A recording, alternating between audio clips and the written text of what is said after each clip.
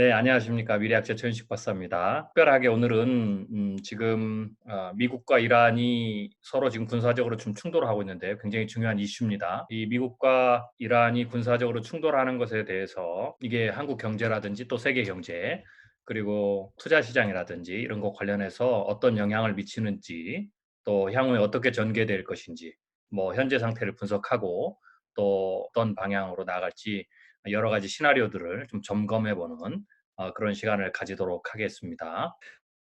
미국과 이란의 현 상황을 한마디로 총평을 하면 트럼프가 던진 승부수다. 뭐 저는 이렇게 종합을 해볼 필요가 있다라고 생각합니다. 다시 한번 말씀드리지만 이 현재 상황은 뭐 일부 언론에서는 그런 얘기를 하죠. 뭐 트럼프가 굉장히 충동적인 사람이기 때문에 굉장히 이번 사건의 가장 중요한 이제 계기가 됐던 부분이 이제 이란 군부의 최고 실세인 카심 솔레이마니 사령관을 제거했죠. 참수 작전을 통해 가지고. 그래서 이 사건을 트럼프가 이제 이 명령을 허락한 사건은 굉장히 충동적이었다. 뭐 이렇게 이제 말하는 기사들이 굉장히 많이 나오고 있습니다.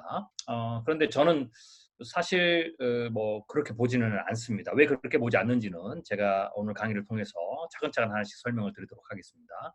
충동적인 행동이나 선택이 아니라 트럼프가 던진 승부수다라고 보고 들어가는 것이 일단은 조금 더 현 상황을 바라보는데 도움이 된다라고 말씀을 드리겠습니다. 일단 세 가지가 이제 우리가 상황을 정리할 수 있는데요. 첫 번째로는 공화당이든 미국의 공화당이든 민주당이든 지금까지 뭐 트럼프 행정부 말고도요. 과거에 오바마라든지 뭐 부시라든지 뭐 이런 미국의 역대 정부들은 오랫동안 중동을 휘젓고 다니며 미국을 군사적으로 압박했던 이란 군부의 최고 실세인 가심 솔레이마니 사령관을 제거하고 싶어 했습니다. 이게 이제 굉장히 중요한 팩트입니다. 상황이고요. 이제 이걸 전제로 생각을 해야 됩니다. 두 번째로 솔레이마니 사령관을 제거할, 즉 참수 작전을 성공시킬 기회도 사실 많이 있었습니다. 미국이 다 들여다보고 있었기 때문에. 그렇지만 제거하고 싶기도 했고 어떤 정부든지 민주당과 공화당 상관없이 그리고 참수 작전에 성공할 기회도 굉장히 많이 있었지만 왜냐하면 공적으로 많이 돌아다니고 드러내게 많이 돌아다녔거든요. 역대 정부들이 제거하지 않았던 이유가 있는데요. 뭐 직전까지 갔다가 이제 그 번번이 작전 실행을 하지 않았죠. 그거는 뭐 이번 사건을 통해서 정확히 보듯이 만약에 카심 솔레이마니 사령관을 제거하면 미국과 이란 간의 대규모 군사 충돌로 발전할 가능성을 굉장히 두려워했기 때문에 번번이 멈췄다. 이렇게 생각하시면 되겠습니다. 그런데 올해 2020년 1월 3일에 트럼프 대통령은 카심 솔레이마니 사령관 제거를 결행했습니다. 명령을 내렸죠. 언론 보도에 따르면 바그다드 주재 미국 대사관 습격 사건에 대해서 여러 가지 대응책들을 이제 고려를 했는데 그중 하나로 뭐 참모진에서 솔레이마니 참수 작전을 끼워 넣었다. 뭐 이런 얘기들이 있습니다. 예전과 똑같은 거죠. 그런데 과거의 대통령들은 그 작전을 선택하지 않았다라는 거죠. 지금처럼 굉장히 긴장감이 높아질 것을 두려워해서 염려해서 또 미국에게도 별로 도움이 안 된다 이렇게 생각이 돼서 그래서 이번에도 넣긴 넣는데 뭐 설마 트럼프 대통령이 그걸 선택할 것인가라는 생각으로 뭐 의뢰이 넣었다고 하는 뭐 언론 보도가 나왔습니다. 그렇지만 트럼프 대통령이 이 안에 꽂혔고 그래서 이 안을 직접 선택했다. 뭐 이렇게 이제 언론 보도가 나온 것도 볼 수가 있습니다. 그럼 이제 왜 트럼프가 다른 대통령은 하지 않았던 것을 결행했느냐? 그리고 왜 이 안에 말 그대로 꽂혔느냐? 혹은 트럼프 대통령이 이 안을 직접 선택했느냐? 이유는 저는 두 가지라고 봅니다. 그러니까 이유를 가지고 있다는 거죠. 충동적으로 그 안이 좋기 때문에라는 게 아니라는 겁니다. 첫 번째는요. 첫 번째는 트럼프는 그때 대통령과 다른 셈법을 가지고 있다라는 것이 첫 번째 이유입니다. 그러니까 과거의 대통령들하고는 계산법이 다르다는 거죠. 과거의 대통령들도 계산을 했을 겁니다. 솔레이마니 사령관을 제거하는 것이 미국에게 도움이 되는지, 중동에서 미국의 어떤 활동 범위라든지 미국 국익이 얼마나 유익한지 뭐 여러 가지를 다 계산을 했겠죠.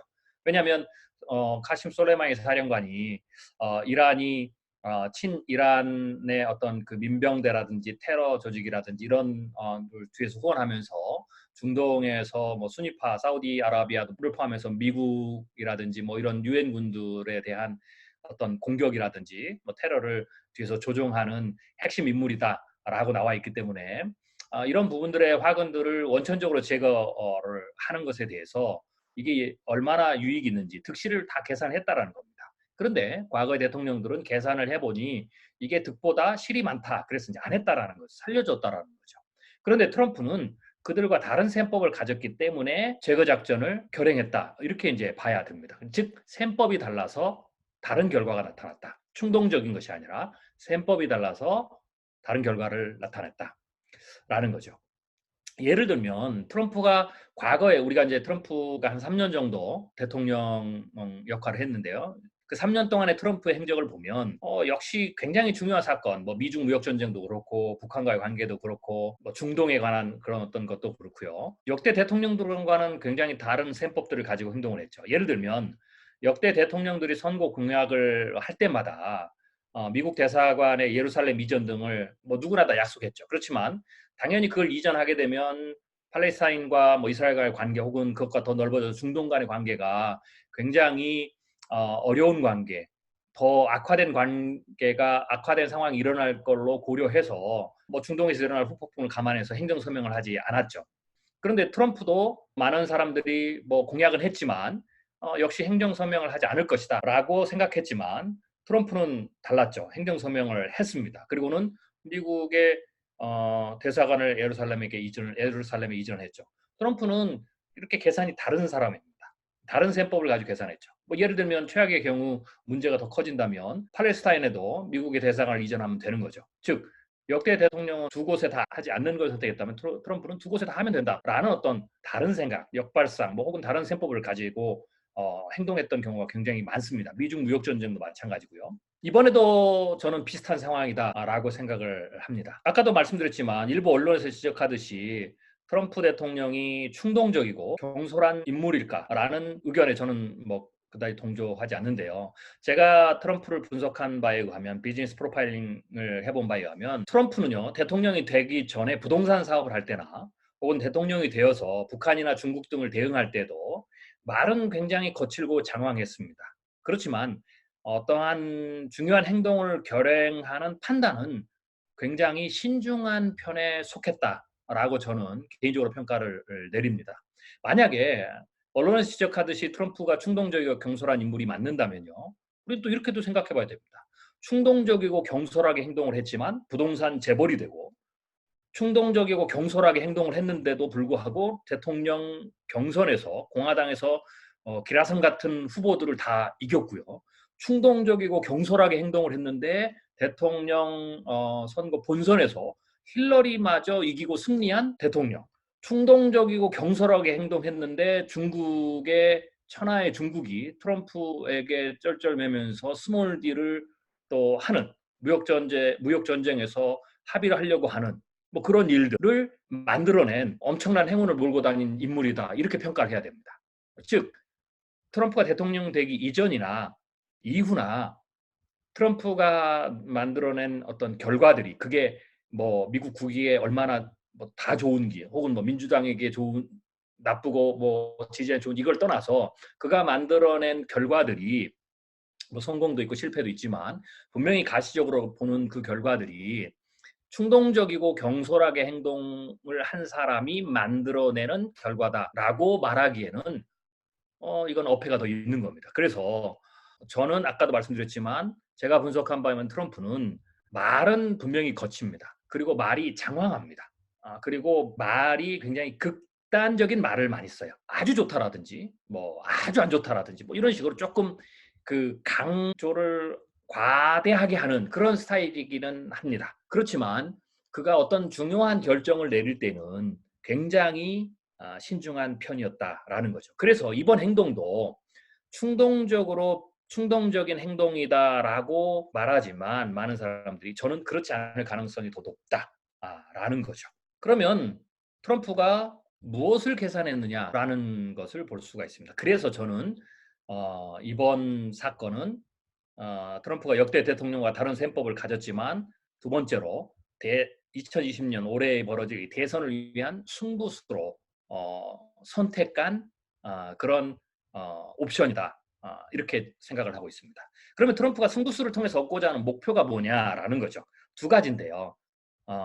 지지층 단속과 대선 분위기 선점입니다. 이 두 가지 목표를 두고 승부수로 던졌고, 이 부분은 트럼프가 충동적으로 한 것보다는 꽤 여러 가지 생각들을 한 다음에, 즉 자기의 계산법에 따라서 여러 가지를 계산한 다음에 선택한 승부수다라고 일단은 생각해 보는 것이 다음 단계, 다음에 어떤 일이 벌어질지에 대한 것을 우리가 예측하는 데 도움이 된다라는 거죠. 아니면 만약에 트럼프가 충동적이다 계속 이렇게만 놓고 이 행동들이나 이런 것들을, 선택들을 막 계산한다면, 예측한다면 그 다음을 예측할 수가 없습니다. 그럼 충동적으로 미사일도 쏘는 거고, 충동적으로 뭐 포격을 하는 거고, 충동적으로 전쟁을 하는 거고, 이렇게밖에 나올 수가 없습니다. 네, 그렇기 때문에 그런 발상, 그런 관점에서 트럼프를 보고 트럼프가 하는 행동들을 평가하는 것은, 그것이 오히려 위험한 발상이 될 수 있다라는 거죠. 트럼프 대통령이 2020년 이 재선 선거에서 승리하려면 지지층의 강한 리더십을 보여줘야 됩니다. 네, 이게 이제 지지층 단속과 연결되는 건데요. 참고로 트럼프의 지지층은 과거에 중동 등 뭐 해외에서 미국이 뭐 미군 군인들의 희생, 그리고 막대한 군사 비용 지출을 감수했지만, 미군과 미국의 시설들이 공격을 당할 때마다 제대로 맞대응하지 못하고 종이 호랑이로 전락해서 미국의 자존심을 구긴 오바마 행정부에 대한 불만을 크게 가지고 있다라고 말씀을 드렸죠. 그래서 트럼프는 이들에게 미국의 자존심을 회복, 그러니까 미국의 자존심의 회복, 뭐 예를 들면 강한 미국, 그래서 또한 뭐 미국을 다시 위대하게라는 구호처럼 미국의 자존심을 회복하고 강한 리더십을 약속했습니다. 이게 이제 트럼프의 지지층이 트럼프에게 끌리고 또 트럼프를 대통령에 앉힌 굉장히 중요한 이유 중에 하나죠. 또 다른 이유는 경제적인 문제고요.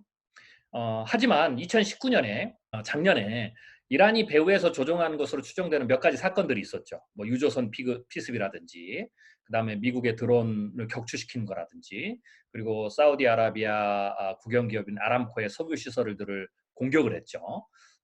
이런 부분에 대해서 트럼프가 강한 맞대응을 하지 못했습니다. 그리고 번번이 이런저런 명분을 대면서 뒤로 물러서는 약한 모습을 보였죠. 그래서 여론의 비판도 받았고, 또 지지층에게도 일말의 실망감을 안겼었습니다.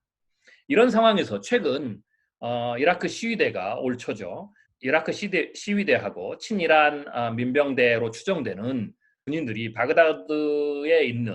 이라크 바그다드에 있는 미국 대사관을 습격하는 사건이 발생했습니다. 이게 이제 올 초에 바로 연초에 발생한 사건이죠. 그러니까 이 사건이 발생하자 이제 부정적 여론들이 확산되죠. 그래서 트럼프가 대선을 이기려면 지지층의 단속이 중요하고 지지층을 집결하는 게 중요한데, 이 지지층 내부에 부정적 여론이 확산되면, 즉 그들이 이 자존심을 구겼다고 생각하는 오바마 행정부와 비슷한 어떤 스타일의 대응을 하는 트럼프라는 그런 어떤 약한 리더십에, 그리고 뭐 이런 그런 것과 관련 부정된 여론이 확산되면 선거에 불리하다고 판단을 했을 가능성이 높습니다. 작년과 연관해서.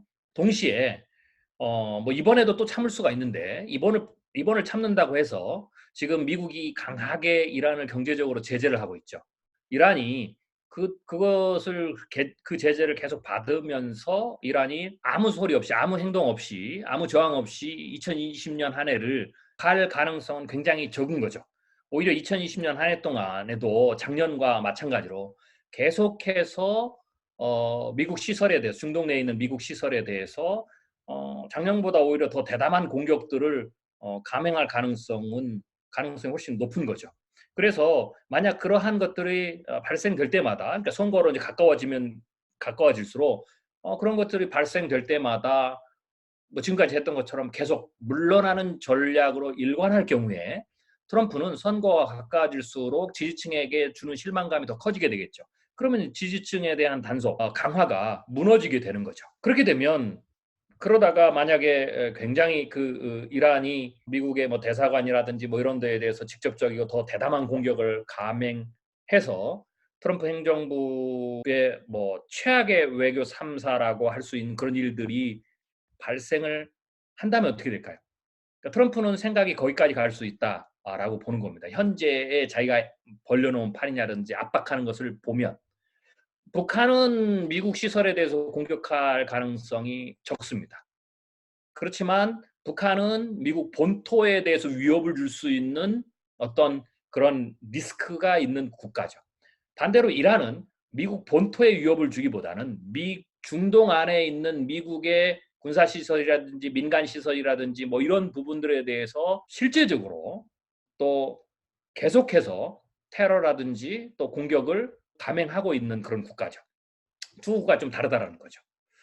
그렇게 됐을 때 트럼프 입장에서는 당연히 이런 부분을 염려할 수 있겠죠. 더 큰 잘못하다가는 최악의 외교 참사가 발생할 수 있겠다.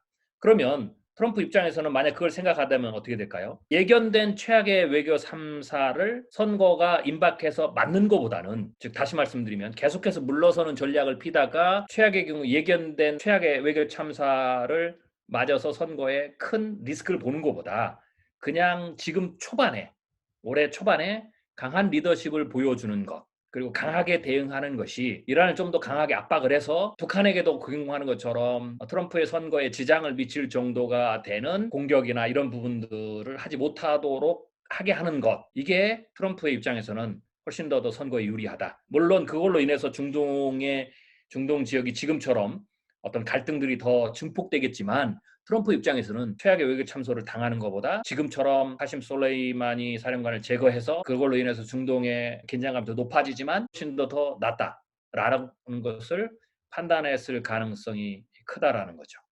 이게 이제 지지층 단속이라는 첫 번째 목적입니다.